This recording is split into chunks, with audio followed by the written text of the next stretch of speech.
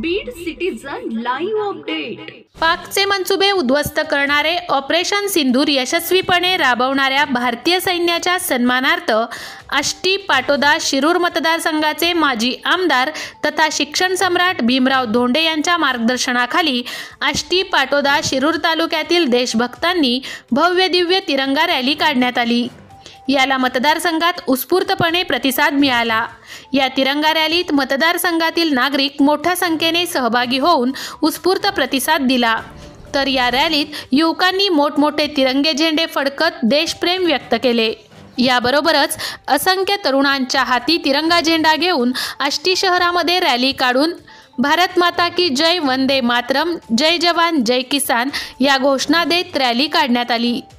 माजी आमदार भीमराव धोंडे यांनी सर्वप्रथम विश्ववंदनीय भारतरत्न डॉक्टर बाबासाहेब आंबेडकर यांच्या पुतळ्याला पुष्पहार अर्पण करून तिरंगा रॅलीस हिरवा झेंडा दाखवून रॅलीचा प्रारंभ केला।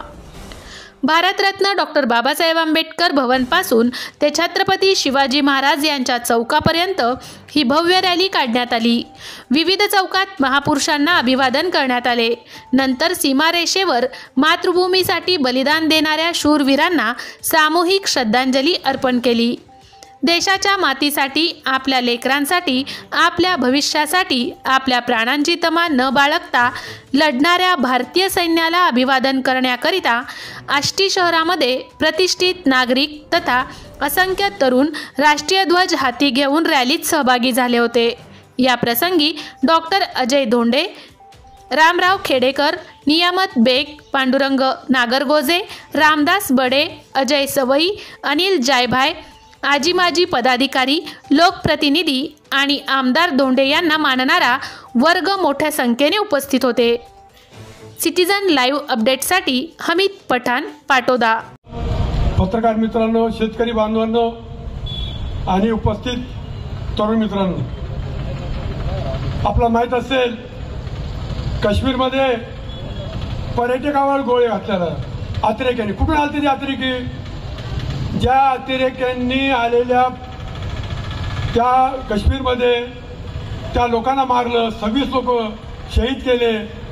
त्या देशामध्ये कसा की पोलीस 300 कोटी मागू शकत नाहीत। बीडला पोलिसाला बदनाम करण्याचं काम सुरू आहे। पोलिसांना बदनाम करण्याचं काम चालू आहे। माझ्या जीवनामध्ये कुठल्याही DYSP लेवलचा असो, SP लेवल असो, 300 कोटी पण मागत। 300 कोटी कशाला म्हणते? एक 10 बाय 10 40 बाय 40 एक हालच पडत। एवढे पैसे बँकेत 2 लाख मागितले बँकेत उपलब्ध होत नाहीत। अलिगेशन सुद्धा खरं म्हणजे योग्य करायला नाही।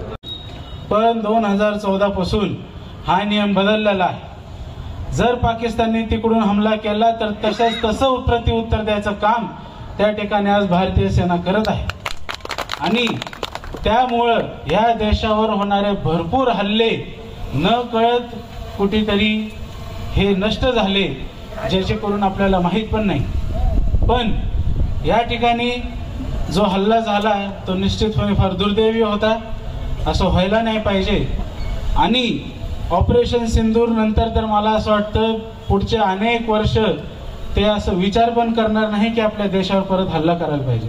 कारण भारताने पूर्ण जगाला दाखवलं की एक अलायन्स जगामध्ये कायम ठेवता ठेवता आपण एका वेळ अशी आली होती, ट्रम्पने सीजफायर केलं, पण त्याच्या आधी भारताचे लोक, आपले प्रधानमंत्री हे ट्रम्पचं सुद्धा ऐकत नव्हते।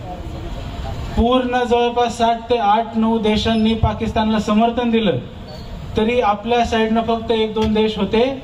ज्यावेळेस त्यांना कळायला लागलं की आता भारताला हरवू शकत नाही, त्यावेळेस पूर्ण जग भारताच्या साईडने आलं। तोपर्यंत सुद्धा बऱ्याच देशांना भारतावर विश्वास नव्हता।